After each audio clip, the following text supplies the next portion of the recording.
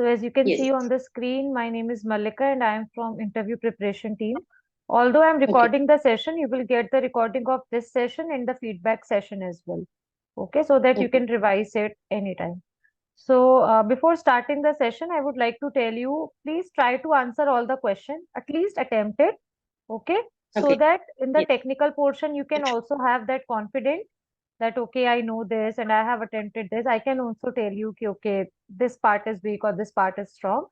And for HR questions, attempt every question compulsory. Okay, Yeah. so that I can know the behavioral aspect of your answer because that is important, right? That we want to work on. Okay, because in edtech, trust me, the employee structure and the working structure and the selection procedure is totally different, right? Yes. So we have to work on that.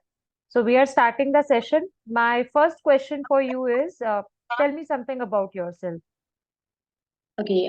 My name is Kranti. I have completed MSc in botany, and I have completed this in Department of Botany, University of Pune. I'm having total 8 years of teaching experience, and during these 8 years, I have worked with different degree colleges, and recently, just 2 years back, I switched to the junior college.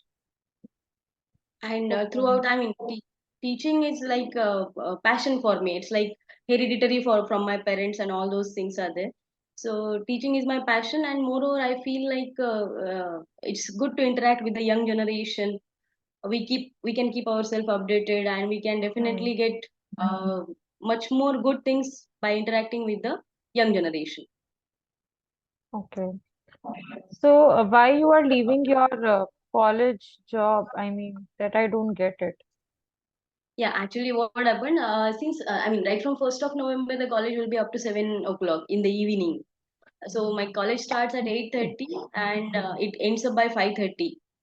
Now extra study hour will be given, and my Hmm. place for the I mean the place of college is far away. It's almost 13 kilometers from residential place. So Hmm. by the time I reach home, it will be 8 for me, and I'm having two kids. I have to look after the family as well. Hmm. So that is only the reason I'm resigning from the job. That's it. Okay, but like you don't have any experience in teaching the junior grade, right? The 11th, 12th students, the foundation batches, and the psychology of, you know, both the trade of student is totally different, right? The college school students are totally different to tackle, and the school are totally different to tackle. How would you manage that situation?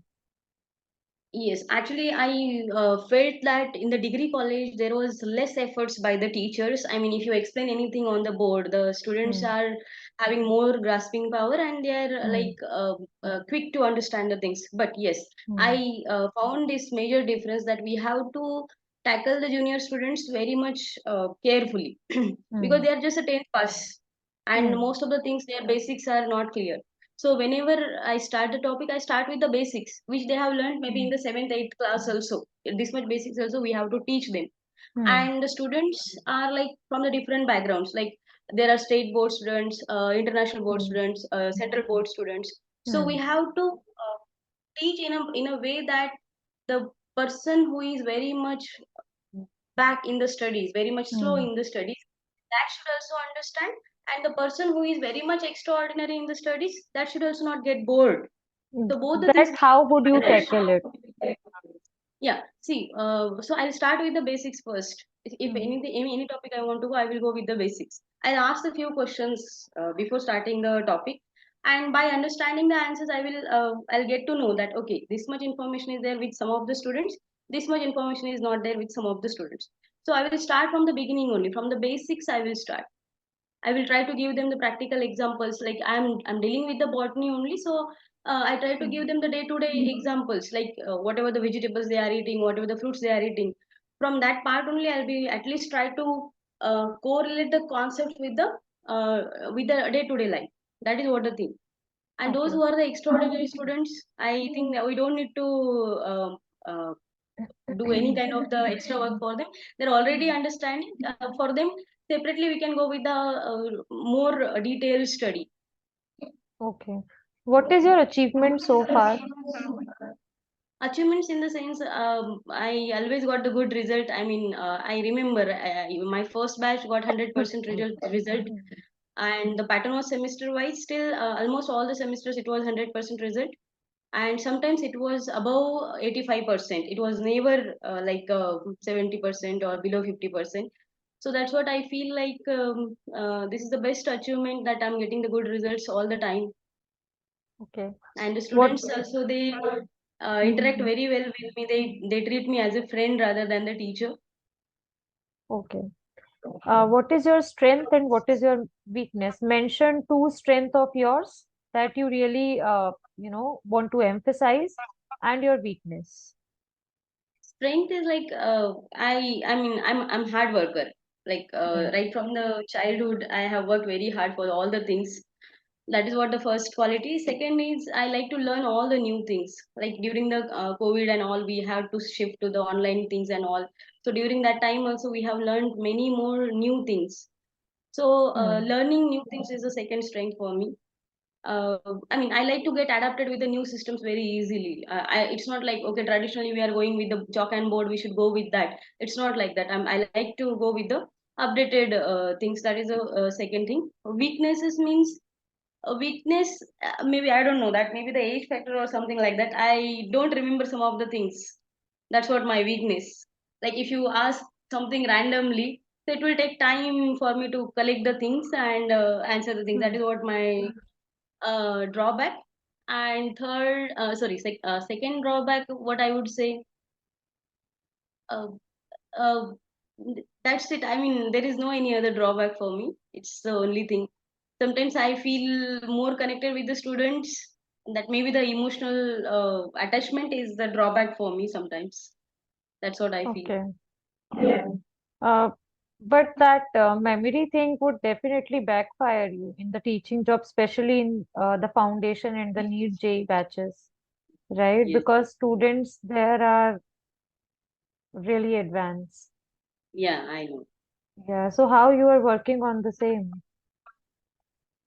Yes, see, sometimes it happens like the student just come with a random doubt, right? And Mm. say, for example, I have not read the topic, or I have not recently gone through that topic. So Mm. I'll just tell them, give me 10, 15 minutes, I'll be back to you with your doubts, like that. Mm. Or sometimes if it is during the classes, it's not a personal doubt clarification if they ask during the class. And if I don't know the answer, I'll tell them, okay, right now I don't know the answer. I'm not able to recall it. I'll come back to you tomorrow. So like that, I have handled many times. But I never gave them wrong answers. I never managed the time, because I feel it's the injustice to the teaching profession. So I Okay. have told them that, okay, I'm not able to get this answer. Tomorrow definitely I'll come back to you. And next day we have discussed about the same topics. Okay. What you like to do in your free time? I like to read. I like to read Okay. the novels. Which novel you last read? I read War of Lanka by Amish Tripathi. Okay. My next question is why you want to join Aakash Byjus only, or you are targeting any other company as well? Yeah, very well. I feel Akash is a good one, because I mean, if you see in the NEET online classes, or the Hmm. dawn of the NEET classes is Akash right now. Hmm. And I know there are other competitors also. Whichever which will give the exposure to the good knowledge, Hmm. good salary, I'll go with that. Okay, so like you have not been stuck with Aakash Byjus. You can, if you are selected in any other institute, you can, drop the plan to join Aakash Byjus, right? Yeah, no problem. I mean, it depends on the package, timings, all the comfort things, all those things will be there. Okay. But right now you are giving the interview of Aakash Byjus only. So how we can trust you that you are with our company for long run? You can anyways leave this job like after 1 month or 2 months of joining. No, definitely. If Akash is Mm. there with the other competitors, I will definitely prefer the Akash only. Why will I go with the others? Because Akash is That's the what I'm topmost. asking. Hmm. Yeah, Akash is the Okay. topmost. If I am getting the opportunity of Akash, and Academy, Vedantu, and many more physics wall and all, definitely I'll choose the Akash. Okay. What do you know about Akash apart from the course structure? I mean, The see, founder, what are the books? co-founder, when it is established. Sorry, Those many things I have not read actually, no but I have problem. seen their material, like Akash material I have gone through, and No, no, even our apart from college the trip. course structure, I just want to know if you have any idea about that static knowledge. I feel like Akash is an option for the students who are not regularly going to the. No, I am asking the founder, co-founder, and when it is established. Any idea about the same? No, no, no. I don't have any idea about it. Okay. What is the challenge you see in the education system in India, either when you were a teacher or either when you were a student or when you are a teacher, that you really want to improve now as a teacher because many things are in your hands, right? So, what is the challenge you see, and how would you improve it? I mean, is it the comparison from my academic to the today's You can academic? say anything you see as a challenge there in the academics when you were a student, you want the teacher should do this, not this. And when you became a teacher, you really want to change that. That minute changes you can mention. Okay, changes means first thing like it's like the teaching should be concept based. That should be the Mm. first thing. Concept based in the sense the student should understand. It should not be only reading from the text and explaining, but it should be related to our daily life. Like I told you, I'm from the plant science background, so there are many more things which can actually explain with the help of daily examples. That is the Hmm. one thing which I would like to emphasize while teaching, and I do emphasize that while teaching also. And the second thing is that uh, the students actually we always uh, fear them, or we always scare them by the name of exam. Okay, this will be in the exam, you have to study. So instead of studying only for the exam, if they study for the knowledge purpose, it will be retained in their brains for longer time. Maybe they will not even forget also. So this is only the thing which I would like to go, like you don't study for the exam, you Hmm. study for your understanding, you study Hmm. for your knowledge. It's not only about passing the exams. That's what only Okay. the thing. Okay. Uh, my next question is if any student finds your subject really boring, right? Majorly student find that. And to tackle the school students is a bit different, right? Then how would you convince a student to have that interest in your subject continually and to not distract your result in a long run? Because you would be handling the class, right? And you don't want to hamper your result as well because of one student. Then how would you That's convince a student to study and to just maintain your results good? Yeah, yes, there are some students which are really very poor in the subject and all those things. Hmm. So what I have done till now is that I personally talk to these students. I ask them their doubts.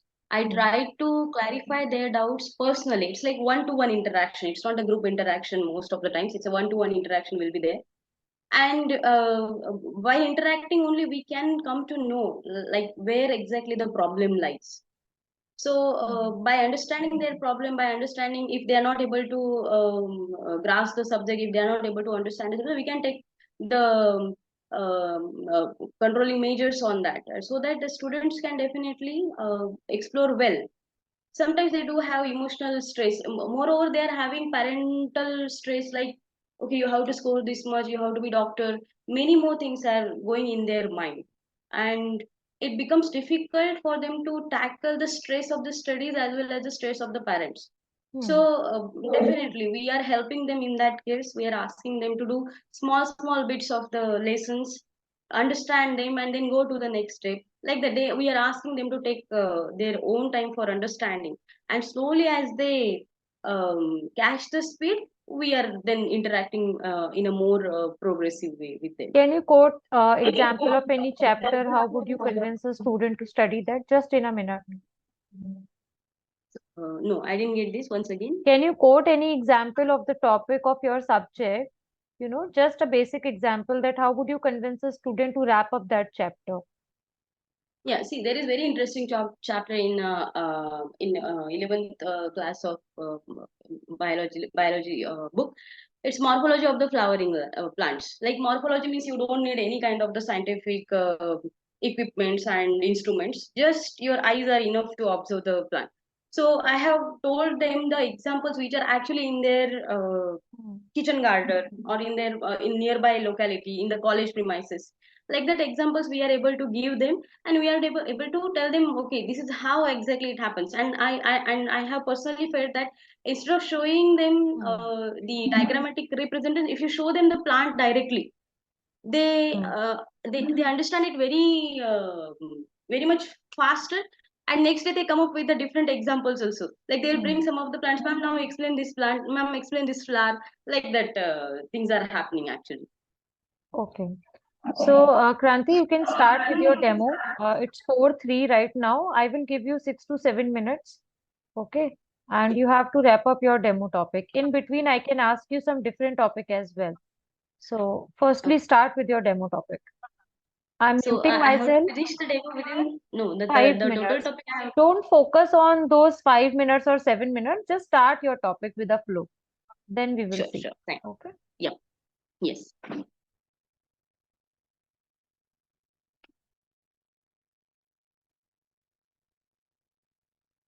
In plants, we are talking about secondary growth means definitely there is primary growth. Yes, when the plant completes its primary growth, the plant enters into the secondary growth. Now, what is the meaning of primary growth? Primary growth means as you sow the seed in the soil, it develops into the plumule, it develops into the radicle, and slowly it develops into the seedling. Seedling, a very miniature plant. After that, it enters into the herb stage, and if it is tree, it just grows up to the tree stage. Now, this primary stage means primary growth means it is just the development of the seedling. It is just the development of some small plant. That is what the primary growth. Now, what is mean by secondary growth? Secondary growth means once the primary growth is completed, the secondary growth will be starting, and secondary growth is nothing but it is increase in girth of stem and root portion. Increase in the girth. What is the meaning of girth? Girth is nothing but it is the diameter of the plant. Now you can compare here with the small coriander plant. You can take the example, and you can take the mango tree in compare with that. You can see the mango tree is huge. It is having huge canopy. There are a lot of leaves, lot of branches, huge tree trunk is there. And now you compare with the coriander, it's a small herb. It doesn't even have the hard stem. It is very delicate stem. That's why we call it as a herb.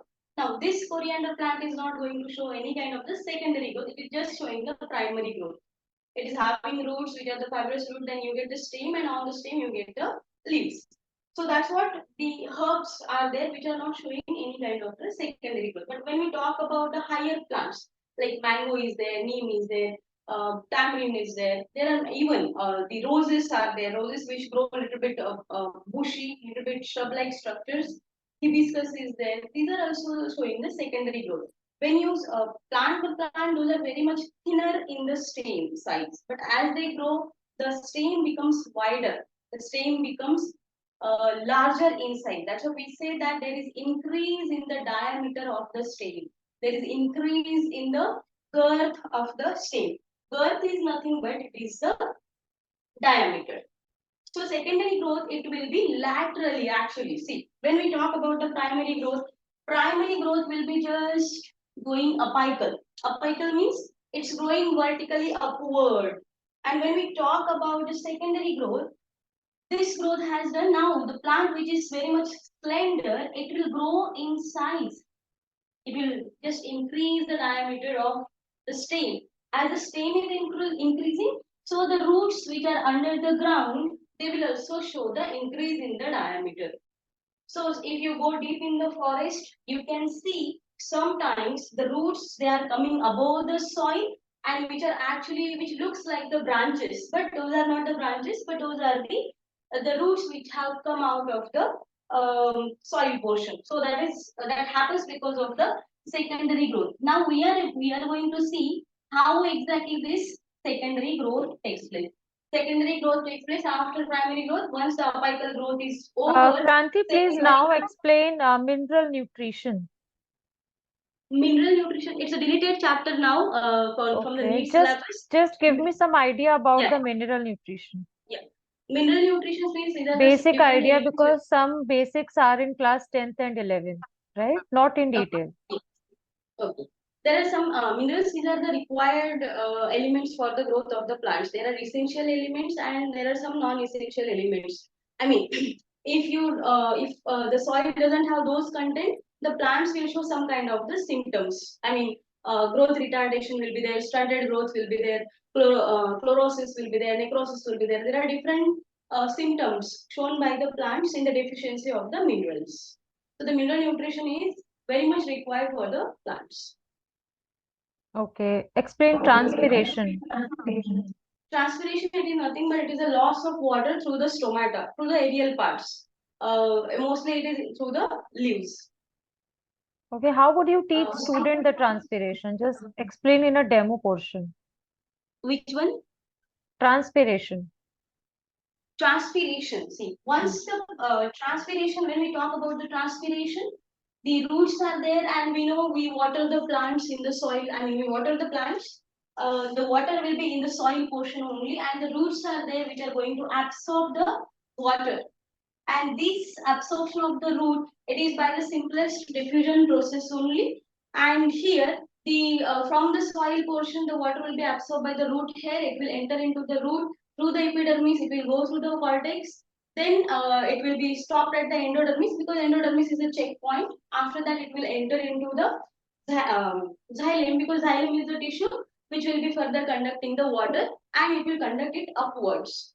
So we can say that water it is transported from the soil to the aerial parts of the plant. Now, as the water is diffusing through the xylem vessels, it will be going up to the branches and at the leaves portion where the leaves are very much exposed to the sunlight. Yeah, you can And sit, we have Kranti. Now I will pardon? ask you a few questions. You can sit. Now I will ask you a few questions. Okay, my first question is, how does secondary growth contribute to the structural support of woody plants? Can you explain the role of secondary xylem in this context? Yes, see, secondary growth it is actually there for the mechanical support only. We see that Hmm. there is a huge growth of the plants to maintain that height and stature. The secondary growth will be taking place. And why secondary xylem? Because during the secondary growth, the cambium tissue which is present inside the vascular region, it is going to add more number of the secondary xylem compared to the secondary phloem. So that's the reason secondary xylem and moreover, the xylem is the dead tissue. Dead tissue in the sense it is having four subcomponents like vessels are there, tracheids are there, xylem parenchyma, xylem fibers are there. Only the parenchyma is a living tissue. And why it is dead? Because of the deposition of lignins and some other suberin materials which are giving rigidity and strength to this xylem tissue. And this is how the secondary xylem will be playing an important role in giving the mechanical support to the plant. Okay. My next question is, please describe the process of lignification and its role in secondary growth. Lignification is nothing but it is a deposition of lignin. It is actually the type of the carbohydrate which is deposited on the walls of the xylem vessels, on the walls of the xylem tracheids, and it reduces. Actually, see if you see the vessel like this, and if the lignin is added inner to this, so you can see the earlier the diameter of the lumen was little bit bigger. Now it will be little smaller. So the continuous deposition of the lignin it leads to the reduction in the lumen process, lumen of the xylem. This is called the lignification. It is nothing but it is the deposition of the lignin on the walls of the xylem vessel structures. Please discuss the concept of bark beetle infestations and their impact on trees undergoing secondary growth. Pardon. Sorry, I didn't get this. Which beetle? Okay. Discuss the concept of bark beetle infestations and their Bark. impact on bark beetle infestations. Okay, bark beetle infestation. And and their their impact impact on trees undergoing secondary growth. Okay, see, a bark, it actually, I don't know much more about bark beetle infestation, but bark, it's a non-technical term. Non-technical term Hmm. means, see, whatever the vascular cambium is present, it is going to add the secondary xylem inner, secondary phloem outer. Outside the vascular cambium, whatever the tissue is present, it is all the bark. It is a non-technical term. So you get the secondary phloem in that, you get the endodermis in that, you get the cortex in that, you get the hypodermis in that. And when the beetle is infecting this area, that means it is going to attack on the phloem, which is the food conducting tissue in the plants. If it is affected, then obviously the plant is not going to survive because it is attacking on the bark portion. Explain how the concept of ring porous and diffuse porous woods relate to secondary growth in trees. Ring porous and diffused Porous. porous. Hmm. Please complete the question. I didn't get Sure, that. sure, sure. Discuss how the concept of ring porous and diffuse porous woods relates to secondary growth in trees. Yeah, ring porous and diffused porous. Okay, and diffused. See, ring means ring porous. Porous means pores. The pores, these are the xylem vessels, right? It is related to the vessels of the xylem, which are actually the pores. If you take the transfer section, you can see some circular structures like this, right? So if these vessels are arranged in a ring, then those are known as ring porous wood. And if these vessels are randomly arranged, I mean they are not arranged in a circle, say for example here is one, here is another, here is somewhere, like that. I mean they are just scattered, they are diffused, like then it is called as diffused porous wood.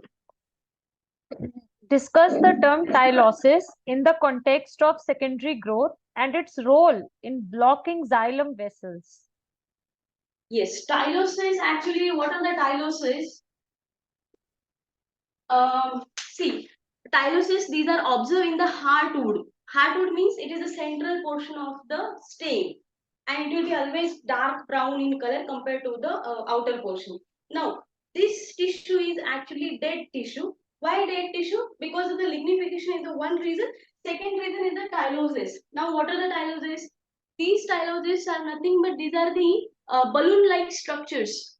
Yeah, these are the balloon-like or bladder-like structures which are forming inside the lumen, right? Inside the lumen of the vessels and the tracheids, and in this way they are decreasing the lumen cavity. They are just what we can say, they are just blocking the lumen of the vessels, and those tyloses are present inside the xylem vessels and tracheids. Those are blocking the lumen, they are decreasing the lumen, and in this way they are giving the what we say the strength to the heartwood. That means there won't be any microbial activity, there won't be any microbe infestation inside the heartwood because of the tylosis. Discuss the influence of mycorrhizal associations on the growth and secondary growth of plants. Mycorrhizal Associations on the growth and secondary growth of plants.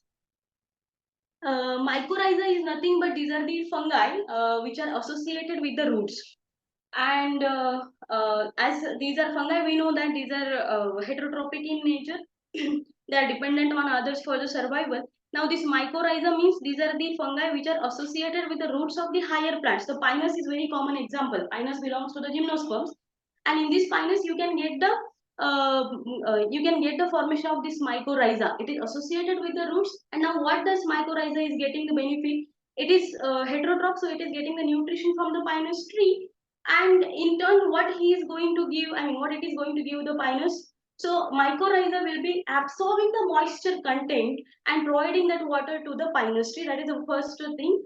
And second thing, the minerals like phosphorus, these are also absorbed by this mycorrhiza, and those are provided for the growth of the plant. Pinus, why it is needed? Because pinus is growing on the hilly region and it is not able to penetrate deep into the soil for the absorption of water. In that case, this mycorrhiza will be helping. It's like symbiotic association.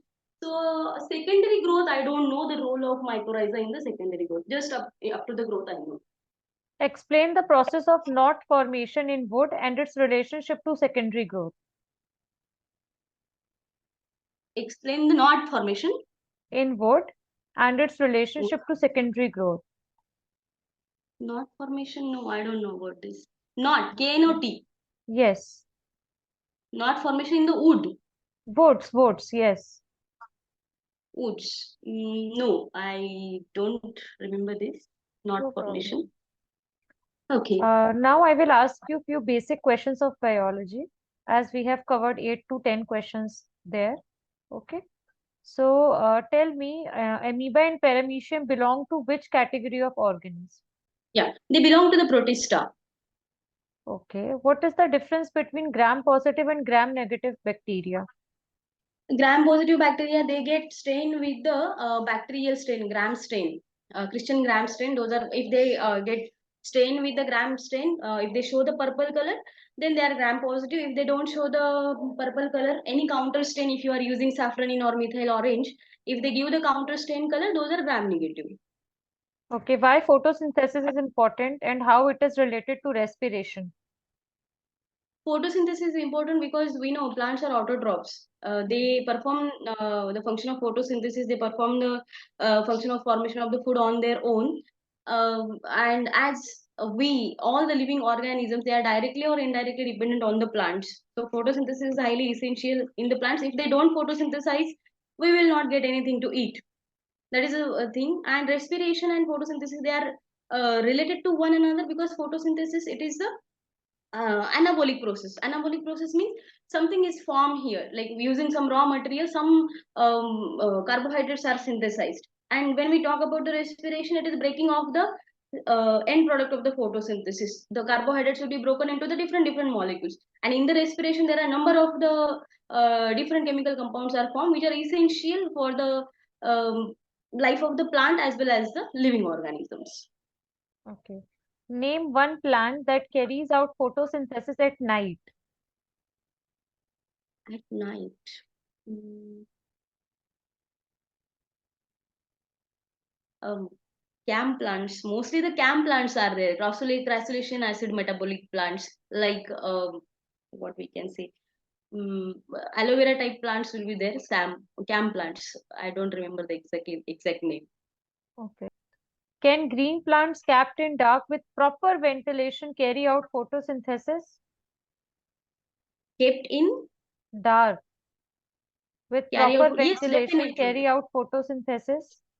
Yes, they can carry out the photosynthesis. I mean, by 24/7. Hmm. I mean, the whole time they are in the dark. Hmm. No, little light should be exposed, right? I mean, at least diffuse light should be there during the daytime. It should not be completely in the dark. Okay. Uh, does moon help in photosynthesis? No, no, moonlight, nothing. No, it doesn't deal with the photosynthesis at all.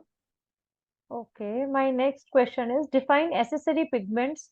State their significance in photosynthesis. Necessary pigments. Hmm. Necessary pigments, chlorophyll Accessory, A, accessory. Huh. accessory pigments. Okay, accessory pigment means those are not playing direct role in the photosynthesis. Like carotenoids are there. Carotenoids, these are made up of the carotenes and the xanthophylls.